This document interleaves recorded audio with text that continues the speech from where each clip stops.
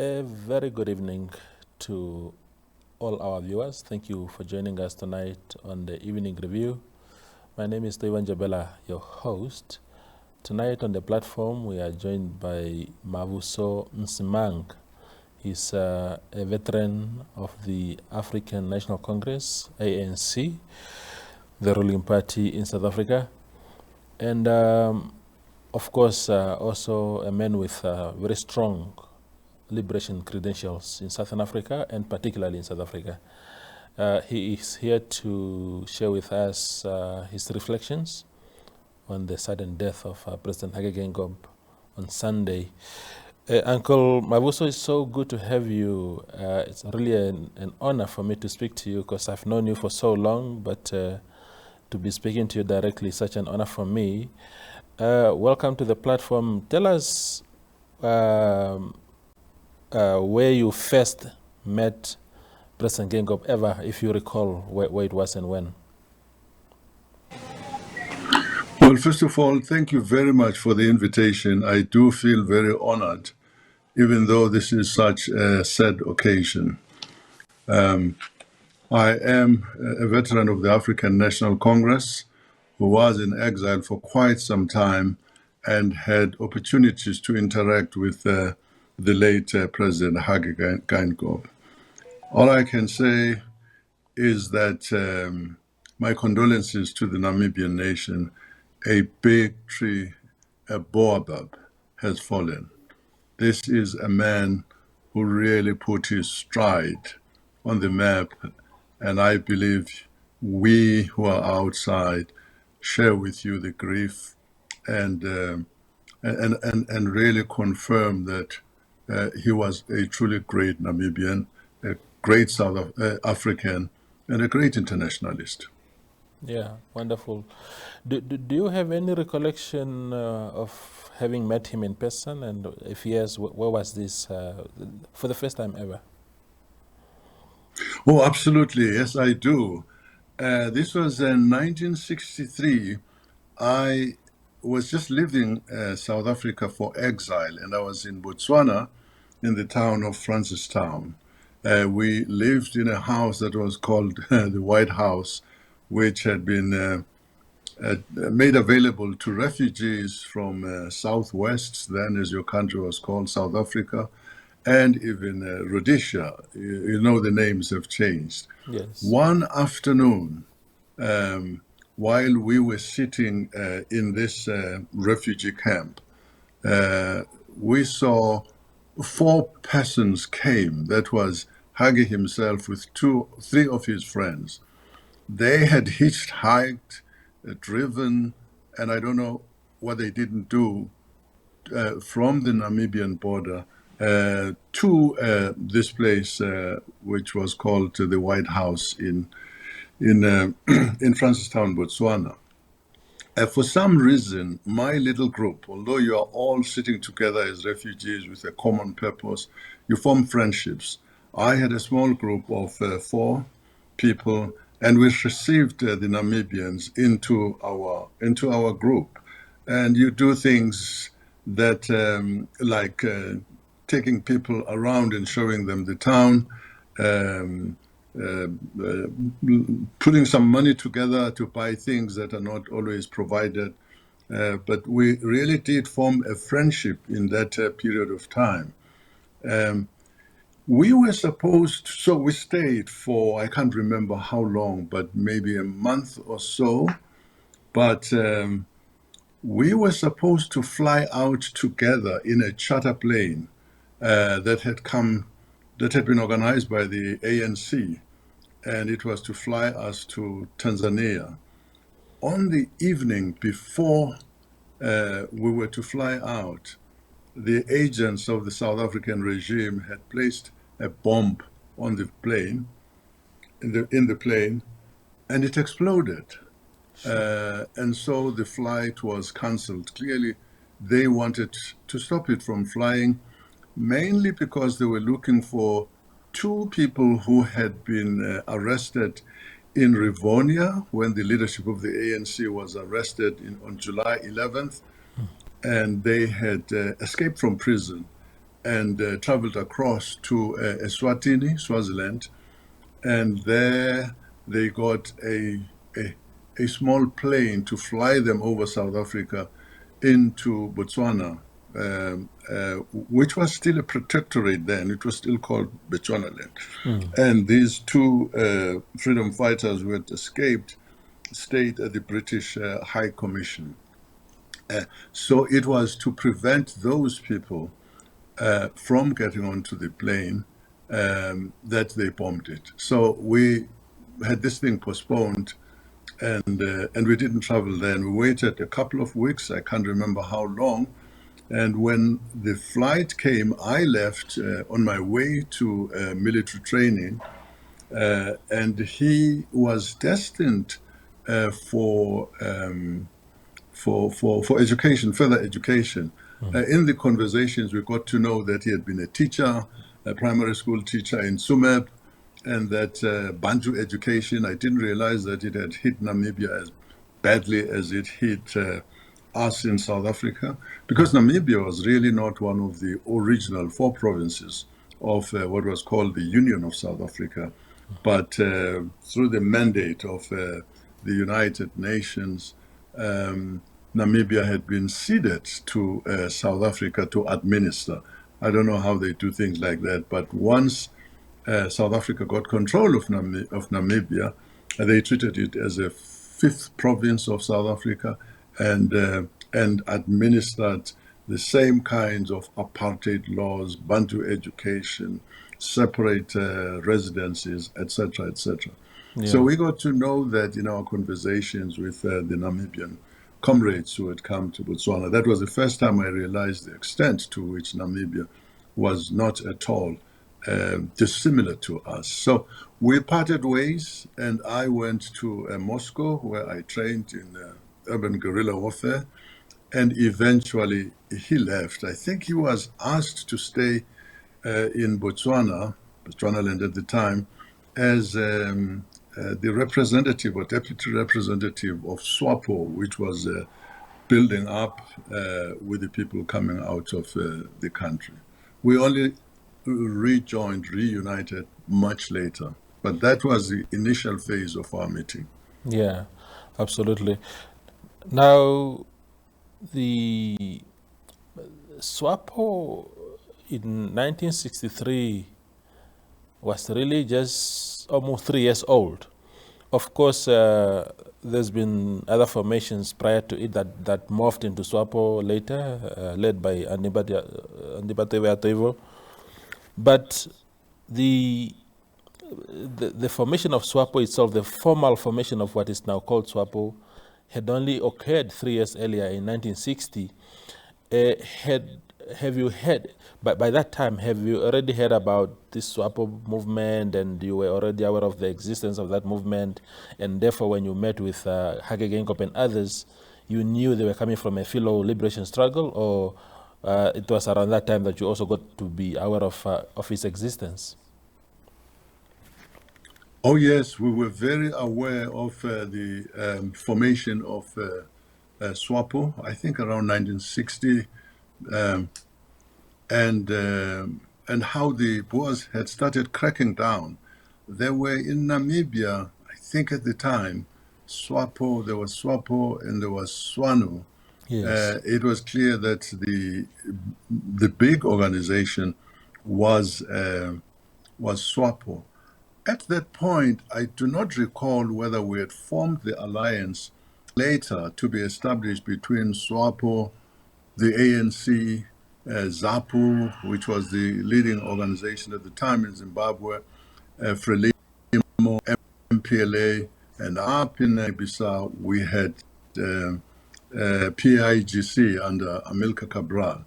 Those are the 6 organizations which, because in each one of these countries, by the way, there were other parties. In Mozambique, there was Frelimo and something called Udenamo. Namibia had SWAPO and SWANU. So FNLA in Angola and UNITA and all of that. But the organizations that came together are the ones that I was mentioning: SWAPO, ANC, ZAPU, PAGC and Frelimo. So we were aware, if the short answer is we were aware, but SWAPO had not yet formed a wing, because in later discussions, I think they established, SWAPO was formally established, I think a few years later. I'm not very sure. I'm not very sure of the issues there. Yeah, no, absolutely. Because of course our first military operation happened only in 1966. That was 3 years after you met President Geingob, or Hage Geingob at the time. So you are right in saying that they didn't have a military wing, because the plan, as it came to be called, plan was formed much later, and it launched its first attack in August 1966. But what was the status, Mr. Msimang, of Hage Geingob in ANC of today? I mean, how was he perceived within the rank and file of ANC these days, just prior to his death? You know, he's the head of state here. I know that he's very close with President Ramaphosa there, but within the general psyche of ANC, what status does he enjoy there? So you're asking me a very important question, but I'm struggling to hear you. I'm struggling quite a bit. Would you kindly repeat in brief your question? I'm sorry about this. Yeah, no, yeah, we have a bit of network issues here, but no, I was saying, you know, what status did he enjoy in the modern day ANC? I know he's close to the president, Ramaphosa, President Ramaphosa there, but within the rank and file of ANC, if one was to mention randomly about the name Hage Geingob, what kind of reaction would you get from the rank and file of ANC?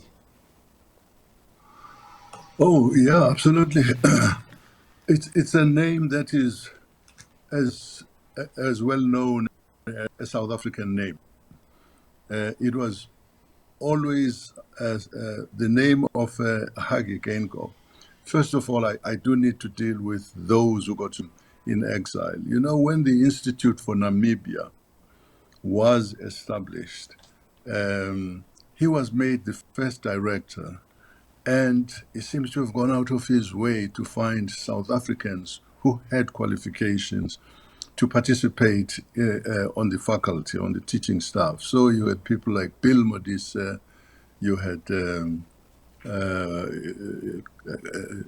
doctors, most of them now have since become doctors, but you had Bill Modise, you had Hugh Africa, Ivy Matsipe Kaseburi, quite a number of faculty drawn from the ANC. Billy Modise, for instance, joined and was funded by the Swedish government because he happened to hold a Swedish citizenship. So whoever was in exile in the ANC and lived in Zambia, and most of us were in Zambia for quite some time, this name was as common, honestly, it's not an exaggeration, as that of Duma Nokwe, Oliver Tambo. You know, in our residencies, we used to live, we visited each other with the Namibians in town. There was, of course, the Apollos family. Mrs. Apollos was a South African, and they took us all in as part of the Namibians. Very, very loyal to Namibia. And we learned a lot there. So by the time we went back and freedom was gained, the name of SWAPO, really, anybody with the slightest political inclination, was really a household name. That's the expression I've been wanting to use. More so, of course, that the politics in Namibia were the politics that were just neighbors, but our own politics too. You remember, the leaders were incarcerated together. Toivo Yatoivo on Robben Island was with Mandela, Sisulu, and many other persons. So his was a very well known name. Of course, amplified when he was appointed prime minister, and eventually, of course, through his trajectory, ending up as president. He used to visit South Africa, and in fact, when big occasions were taking place in November, there would be delegations once we had also achieved our independence that would be sent to our fraternal organization, SWAPO. And so really one cannot exaggerate the closeness of the relationship between the two organizations. Things, of course, have moved quite a bit. I think even at this stage, 30 years on for us, SWAPO is a well-known name to people who are in the ANC for sure, that's for sure. The ANC has continued a number of Hage's former colleagues are in government. They occupy important positions, or they did up to recently in the ANC. So he was a very well-known name. He would travel. I met him when he traveled at one time. I don't remember the year now. To South Africa, and we had the opportunity to, touch base, recall olden times. Man just never changed, and this was an important person. Talking a colleague who just happened to have been part of his passing experience in history, but a very committed person. The issues of solidarity were really primary in his psyche, in his thinking. No, his was an extremely well-known and continues to be in South Africa today. Yeah.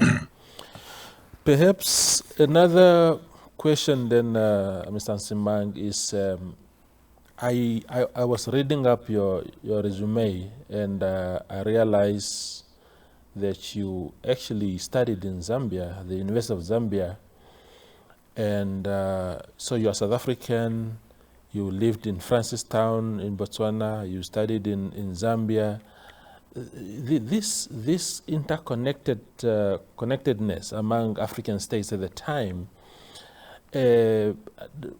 what was that created that everybody felt home across the subcontinent or even far away?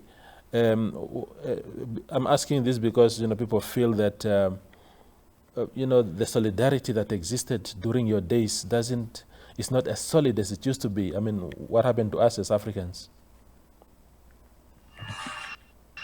Well, those were very trying times. These were bonds of a friendship formed during the struggle. We had to be together. I mentioned a little earlier, and let me repeat the context.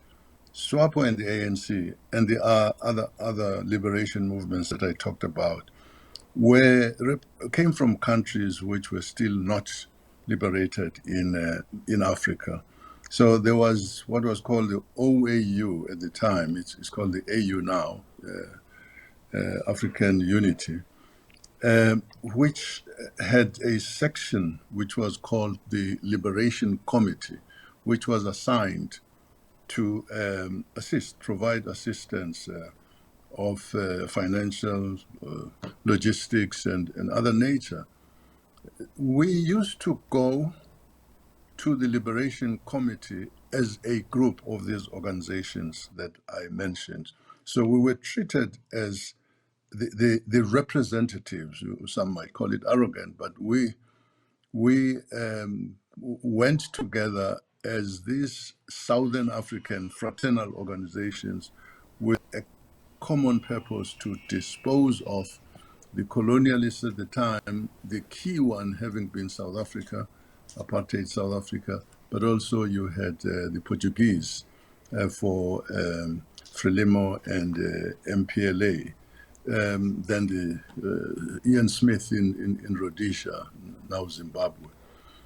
So that the solidarity was very strong. I was in a place called Kongwa myself, which was a base. It was supposed to be a transit base to keep members of these organizations I'm talking about. And in the end, it was only us. They're pending their preparations for the route back home. This was in Tanzania, in a place called Dodoma, and between that Tanzania place and the Namibian border and the South African border, you had very many countries to go through. And so it wasn't really that easy. And those countries, of course, used to guard their independence very strongly. Zambians have been very good to all of us, but you are not just going to cross the border without them being curious as to who is there and so on. And sometimes you didn't really want even your friends to know about this. That bond really was strong up to the end, right up to the end, when Frelimo, Namibia, Zimbabwe, and Angola, and PIGC. I traveled to PIGC. I'm just trying to give you a sense of the kind of solidarity. The first time I went to a semi-liberated area was in Guinea-Bissau, having entered the country through Guinea. I went to Mozambique at a certain time. I didn't go to Namibia, but that relationship was so strong that we treated each other as comrades, as brothers, and the bond was very strong. Things have changed in South Africa. We have aged, and there are new people who are in government now. They recognize this, but I would be lying if I were to say to you that the recognition of the strength of the relationship is as good as ever. But it's known certainly that the ANC still observes holidays and relationships with SWAPO. Whether what loosened it up was the fact that the challenge was a lot less once you started governing the countries, I'm not sure. But I can say, for my side of the equation here, there are many people who always feel that we have to, it's our responsibility to really continue talking about the strength, the importance of solidarity among the liberation movements that were in the forefront in the liberation of these countries. So, I mean, the fact that sometimes, you hear very embarrassing things being done about foreigners and so on. I mean, these are people we recognize in South Africa in particular, who paid the supreme price. Certainly they are citizens, because when the Boers, when the Afrikaners were in pursuit of the ANC, they would cross borders and kill people in Lesotho, in Zambia, in Angola, in Mozambique. So one wants to tell our people all the time that people will always gravitate towards centers of employment, whether you come from a rural area into a center in town, or you come from another country, which is really has a common history with ourselves, and you want to find employment, if you will, or other opportunities. Those things, some of us believe that must be treated very carefully. The SADC model has been established, SADC has been established, but its potential has just not at all been investigated and used. Our people you asked this question, so I'm giving you this long answer, have to understand that the security of South Africa, the prosperity of South Africa will only happen once that strong bond among countries which now belong to what is called SADC is revived and strengthened. Absolutely, it's a call, it's a responsibility that falls on our shoulders. A lot of work needs to be done in that regard. Yeah. Mr. Msimang, we've run out of time, and I wish we could go on. And as a matter of fact, I wish that we were having this conversation under different circumstances. But thank you for your time and for your reflections. Thank you very much for the opportunity. I really appreciate it.